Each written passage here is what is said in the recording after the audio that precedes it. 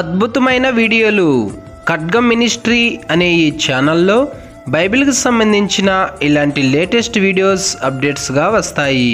ఈ ఛానల్ని సబ్స్క్రైబ్ చేసుకుని వాళ్ళు సబ్స్క్రైబ్ చేసుకోండి.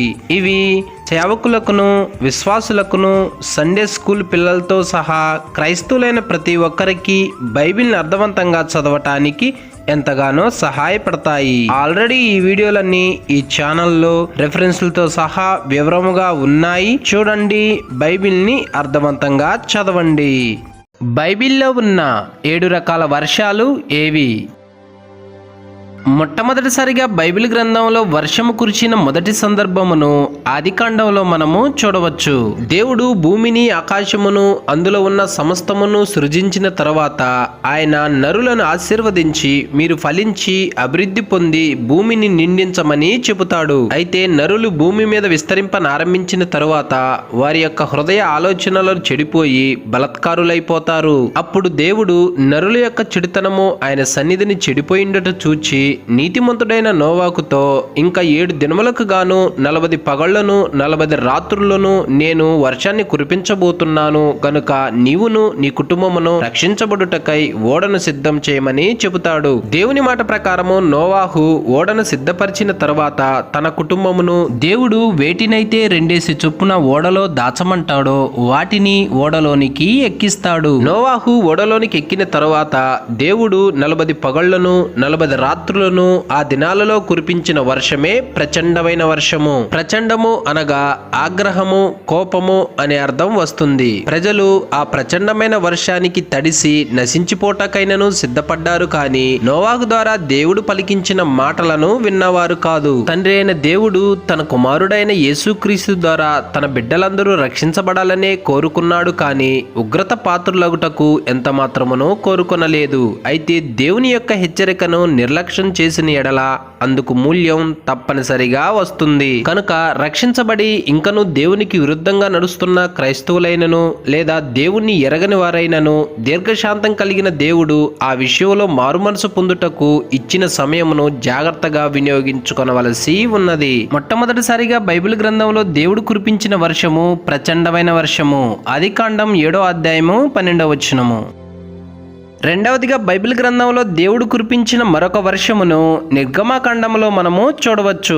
దేవుడు ఐగుప్తు దేశంలో బానిసలుగా ఉన్న ఇజ్రాయేలీ ప్రజలను విడిపించి పాలు తేనెలు ప్రవహించు కనాను దేశమునకు తీసుకుని వచ్చుటకు గాను మోషే అహరోనులను ఐగుప్తు రాజైన ఫరో యొద్దకు పంపిస్తాడు. అప్పుడు ఐగుప్తు రాజైన ఫరో ఇజ్రాయేలీ ప్రజలను ఐగుప్తు దేశము నుంచి పంపించుటకు ఎంత మాత్రమును వల్లపడదని తమ యొద్దకు వచ్చిన మోషే అహరోనులతో చెప్పగా, అప్పుడు దేవుడు మోషేతో నీ చెయ్యి ఆకాశం వైపు చూపిన ఎడల ఐగుప్తు దేశమందలి మనుషుల మీదను జంతువుల మీదను పొలముల కూరలన్నిటి మీదను వడగండ్లతో కూడిన వాన ఐగుప్తు దేశం అంతటా కురిపిస్తానని చెబుతాడు. అప్పుడు మోషే తన కర్రను ఆకాశం వైపు ఎత్తినప్పుడు యెహోవా ఉరుములను వడగండ్లను కలుగుజేయగా పిడుగులు భూమి మీద పడుతుంటాయి. ఐగుప్తు దేశమంతటా కురిసిన ఆ వడగండ్ల వాన మనుషుల మీదను జంతువుల మీదను పడి వారిని నశింపజేయటమే కాకుండా ఐగుప్తు దేశంలో ఉన్న ప్రతి కూర చెట్టును చెడగొడతాయి. ఫరో సేవకులలో యెహోవా మాటకి భయపడిన వారు తమ పశువులను పొలములో ఉండనీయక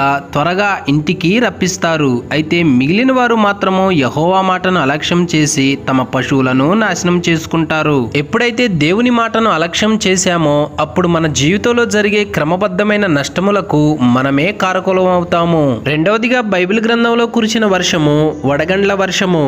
నిర్గమాకాండం 9వ అధ్యాయము 33వ వచనము.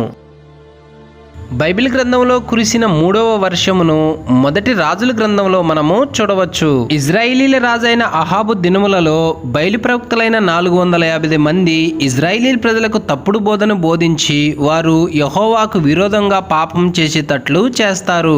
అప్పుడు యెహోవా వాక్కు ప్రవక్తగు ఏలియాకు ప్రత్యక్షమయ్యి, ఎన్నాళ్ల మట్టుకు మీరు 2 తలంపుల మధ్య తడబడుచుందురు?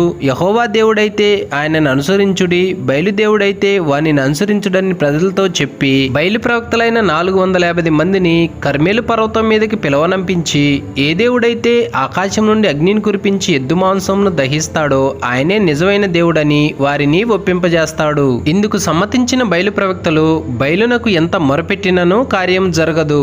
అయితే ఏలియా యెహోవా వైపు తిరిగి మొరపెడుతుండగానే ఆయన ఆకాశం నుండి అగ్నిని కురిపించి ఎద్దు మాంసంను దహించగా యెహోవా దేవుడని నిరూపణ అవుతుంది. అప్పటికే దేశంలో 3.5 సంవత్సరముల నుండి వర్షం కురవక నిలిచిపోగా, ఎప్పుడైతే ఏలియా ఆకాశం నుండి అగ్నిని కురిపించి బయలు ప్రవక్తలందరినీ వధిస్తాడో అప్పుడు దేవుడు నేను భూమి మీద వర్షం కురిపించబోతున్నానని ఏలియాతో చెబుతాడు. దేవుని మాట ప్రకారము గాలివానతో అప్పుడు కురిచిన వర్షమే విస్తారమైన వర్షము. దీనినే సమృద్ధి అయిన వర్షము లేదా సారవంతమైన వర్షం అని చెప్పవచ్చు. ఎప్పుడైతే ఏలియా ప్రవక్త బయలు ప్రవక్తలను వధించాడో అప్పుడే విస్తారమైన వర్షము కురిసినది. మన జీవితంలో కూడా దేవునికి విరోధంగా అడ్డుగా ఉన్నవి వధించకపోతే ఆయన యొద్ద నుంచి కార్యమును మనము చూడలేము. చాలా మంది క్రైస్తవులు ఆత్మీయ జీవితంలో అభివృద్ధి చెందకపోవటానికి కారణము దేవునికి విరోధంగా ఉన్న వాటిని వధించకపోవటమే. దేవుడు తన పిల్లలు అన్ని విషయములలో అభివృద్ధి చెందవలననే కోరుకుంటాడు.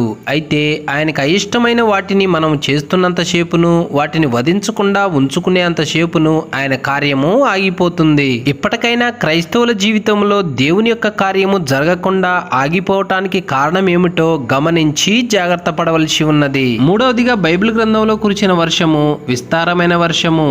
మొదటి రాజుల గ్రంథము 18వ అధ్యాయము 41వ వచనము. నాలుగవదిగా బైబిల్ గ్రంథంలో కురిసిన వర్షమును ఎజ్రా గ్రంథంలో మనము చూడవచ్చు. ఇజ్రాయేలీల ప్రజలు ఐగుప్తు రాజైన ఫరో చేతిలో బానిసలుగా ఉండగా దేవుడు మోషే ద్వారా ఇజ్రాయేలీల ప్రజలను కనాను దేశమునకు తీసుకొని వస్తాడు. అయితే కనాను దేశమునకు వచ్చిన ఇజ్రాయేలీల ప్రజలు యెహోవా ప్రవక్తల యొక్క మాట వినక వారి మీద తిరగబడిన కారణము చేత దేవుడు బబులోను రాజైన నెబుకద్నెజరు చేతికి వారిని అప్పగిస్తాడు. రాజైన నెబుకద్నెజరు ద్వారా బబులోను దేశంలో అడుగుపెట్టిన ఇజ్రాయేలీల ప్రజలు దాదాపుగా 70 సంవత్సరముల పాటు చెరలో మగ్గిపోగా దేవుడు వారి యందు కరుణ చూపి పారసీక దేశపు రాజైన కోరెష్ మనసును ప్రేరేపించి యెరూషలేమునకు వారిని మరలా రప్పిస్తాడు. యెరూషలేమునకు వచ్చిన ఇజ్రాయేలీల ప్రజలు ఏ అన్ని జనులతోనైతే సాంగత్యము చేసి యెహోవాకు కోపం తెప్పించి బబులోను దేశంలో 70 సంవత్సరములు చెరగా వచ్చారో ఆ సంగతి మరిచిన వారయ్యి అక్కడ కూడా అన్యులతో సాంగత్యం చేసి వారితో కలిసిపోతారు. ఈ సంగతి వినగానే ఎజ్రా శాస్త్రి గొప్ప దుఃఖముతో యెహోవాకు ఇజ్రాయేలీల పక్షమున మొరపెట్టి ఎవరైతే అన్య జనులతో సాంగత్యం చేసి వారితో పొత్తు పెట్టుకున్నారో వారిని జనులలో నుండి వెలివేయుటకు గాను సమాజమును సమకూరుస్తాడు. ఎజ్రా శాస్త్రి మాట ప్రకారము యూదా వంశస్థులందరూ బెన్యామీనీలందరూ దేవుని మందిరపు వీధుల్లో కూర్చొని గొప్ప వర్షాల చేత తడియుచు ఆ సంగతిని తలంచుట వలన వణుకుతూ ఉంటారు. పాపాన్ని జయించే విషయంలో మన మీదకు వచ్చే గొప్ప ప్రతికూల పరిస్థితులకైనను లేదా గడ్డు పరిస్థితులకైనను ఎంత మాత్రమునో భయపడక ధైర్యంగా నిలబడవలసి ఉన్నది. ఇక్కడ ఎజ్రా శాస్త్రి తన ప్రజలలోనున్న అతిక్రమమును వెలివేయుటకు గాను గొప్ప వర్షమునైనను లెక్క చేయకుండా ధైర్యంగా నిలబడ్డాడు. ఎందుకనగా పులిసిన పిండి కొంతైనను ముద్దయంతయు పులి చేస్తుంది గనుక ఆ విషయంలో జాగ్రత్త పడ్డాడు. అయితే చాలా మంది క్రైస్తవులు తమ కుటుంబములలో దేవునికి విరోధమైన కార్యములను వెలివేయకుండా గట్టి కేరు వాటిపైన తీసుకొనకుండా వాటికి రాజీ పడుతున్నారనే చెప్పాలి.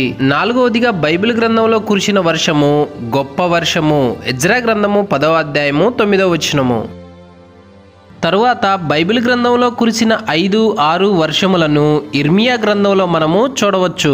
ఐగుప్తు దేశం నుంచి కనాను దేశమునకు అడుగుపెట్టిన ఇజ్రాయేలీల ప్రజలు కొంతకాలం వరకు గుడారములలో నివసించుచు పశువుల మందలు కాచుకొని వాటి ద్వారా జీవనమును కొనసాగించారు. ఎందుకనగా కనాను దేశమును జయించి దానిని పూర్తిగా స్వాధీనపరుచుకునేంత వరకు ఇజ్రాయేలీల ప్రజలకు సమయం పట్టింది గనక వారు ఈ విధంగానే జీవనమును కొనసాగించారు. ఆ తర్వాత కనాను దేశము పూర్తిగా తమ స్వాధీనమైన తర్వాత వ్యవసాయమును ఒక వృత్తిగా ఆరంభించారు. సాధారణముగా అన్ని దేశముల వలనే ఆ దేశపు శీతోష్ణ స్థితి భేదములను గుర్తించి వర్షాకాలములను అనుసరించి సేద్యమును ఆరంభించారు. చలికాలం ఆరంభింపక పూర్వమే అక్టోబర్, నవంబర్ మాసములలో పడే తొలకరి వర్షము చేత గోధుమలు, యవలు మొదలగు ధాన్యపు విత్తనములను విత్తేవారు. చలికాలం గతించిన పిమ్మట ఫిబ్రవరి మాసములో మరలా సేద్యమును ఆరంభించి మార్చి మొదలుకొని మే వరకు కడవరి వర్షాకాలమగుట చేత అప్పుడు మంచి పంటలను పండించేవారు. అంతేకాదు ఏప్రిల్ నెల నుండి కోతను కూడా ప్రారంభించేవారు. అయితే ఇజ్రాయేలీ ప్రజలు కనాను దేశమునకు వచ్చి అభివృద్ధి పొంది విస్తరించిన తరువాత యెహోవా మీద తిరుగుబాటు చేసి ఆయన నోటి మాటను అతిక్రమిస్తారు. ఇందుకై దేవుడు ఇర్మియా ప్రవక్త ద్వారా ఇజ్రాయేలీ ప్రజలు జీవనాధారమునకు కారణమైన తొలకరి వర్షమును కడవరి వర్షమును కురిపించువాడనైన నా మీద వారు తిరుగుబాటు చేశారని హెచ్చరిస్తాడు. తొలకరి వర్షమనగా పాపములో చచ్చిపోయిన నరులను తిరిగి బ్రతికించుటకు గాను ఆయన మన పైన చూపించిన గొప్ప కృపగా చెప్పవచ్చు. మొదట దేవుడు మనకిచ్చిన కృపను జాగ్రత్తగా కాపాడుకొనటమే కాకుండా దినదినము ఆయన యొక్క కృపను పొందుకుంటూ కడవరి వర్షం వరకు అనగా క్రీస్తు రాకడలో మనం ఎత్తబడేంత వరకు జాగ్రత్త పడవలసి ఉన్నది. అయితే చాలా మంది దేవుడు మనకి ఉచితంగా అనుగ్రహించిన కృపను వ్యర్థం చేసుకొనుచు దానికి అపాత్రులుగా నడుచుకుంటున్నారనే చెప్పాలి. మనము రక్షించబడినామంటే అది కేవలం దేవుని యొక్క కృపచేతనే సాధ్యపడింది కనుక ఆ కృపను కడవరకు కొనసాగించుకొనవలసి ఉన్నది. బైబిల్ గ్రంథంలో కురిసిన 5-6 వర్షములు తొలకరి వర్షము కడవరి వర్షములే. ఇర్మియా గ్రంథం 5వ అధ్యాయము 24వ వచనము. చివరగా బైబిల్ గ్రంథంలో ఉన్న 7వ వర్షమును యెహెజ్కేలు గ్రంథంలో మనము చూడవచ్చు. ఇజ్రాయేలీల ప్రజలలోనున్న అబద్ధపు ప్రవక్తలు వ్యర్థమైన దర్శనములు చూచి అబద్ధపు సోదె చెప్పి ఇజ్రాయేలీల ప్రజల యొక్క పాపములను గోడవలే కడతారు. అంతేకాదు అబద్ధపు ప్రవచనముల చేత ఇజ్రాయేలీ ప్రజలు కట్టిన పాపమనే గోడకు గచ్చపోతను కూడా పూసేవారు. ఇందుకై దేవుడైన యెహోవా ఆ ప్రవక్తలు కట్టిన గోడను ప్రవాహమైన వర్షమును కురిపించి కూల్చివేస్తానని అలంకార రీతిగా చెబుతాడు. ప్రవాహము అనగా కాలువలు కట్టి పారే వర్షము. దేవుడు తన యొక్క నీతిని తన ప్రజలలోనికి ప్రవహింపచేసి అబద్ధపు ప్రవచనములను అబద్ధపు కలలను దర్శనములను లయము చేస్తానని చెబుతున్నాడు. దేవుణ్ణి నమ్మిన ప్రతి ఒక్కరూ నీతిని నీళ్లవలే ప్రవహింపచేసి అసత్యమును పారదోలవలసి ఉన్నది. ఎందుకనగా దేవుడు నీతిని ప్రేమించి దుర్నీతిని ద్వేషించాడు కనుక మనము కూడా ఆ విధముగానే ప్రవర్తించాలని దేవుడు కోరుకుంటున్నాడు. నీతివంతుడైన దేవుణ్ణి నమ్మిన తర్వాత కూడా మనలో దుర్నీతి కినక ఉన్నట్లయితే నీతివంతమైన వాక్యమనే ప్రవాహమును మనలోనికి వచ్చునట్లు జాగ్రత్త తీసుకున్న ఎడల ఆ దుర్నీతిని పాలదోరవచ్చును. చాలా మంది క్రైస్తవులు బైబిల్ని ఎంత ఖర్చైనా కొంటున్నారే కానీ దానిని ధ్యానించి పాటించే విషయంలో నిర్లక్ష్యం వహిస్తున్నారనే చెప్పాలి. 7వదిగా బైబిల్ గ్రంథంలో ఉన్న వర్షము ప్రవాహవంతమైన వర్షము. యెహెజ్కేలు గ్రంథము 13వ అధ్యాయము 13వ వచనము. బైబిల్లోని ఆదికాండం నుంచి ప్రకటన గ్రంథం వరకు ఉన్న 1126 కఠిన పదాలు రిఫరెన్స్ తో సహా వాటి అర్థాలు గల బుక్ కావాల్సిన వారి క్రింది నెంబర్లకు కాల్ చేయండి. దేవునామానికి స్తోత్రాలు. ఖడ్గమినిస్టర్ ఈ ఛానల్ వీక్షిస్తున్న మీ అందరికీ మా వందనములు. ఈ ఛానల్లో బైబిల్కి సంబంధించి ప్రతి కఠినమైన పదాలకు అర్థాలు వస్తాయి. కాబట్టి ఈ ఛానల్ ను సబ్స్క్రైబ్ చేయండి, లైక్ చేయండి, కామెంట్ చేయండి.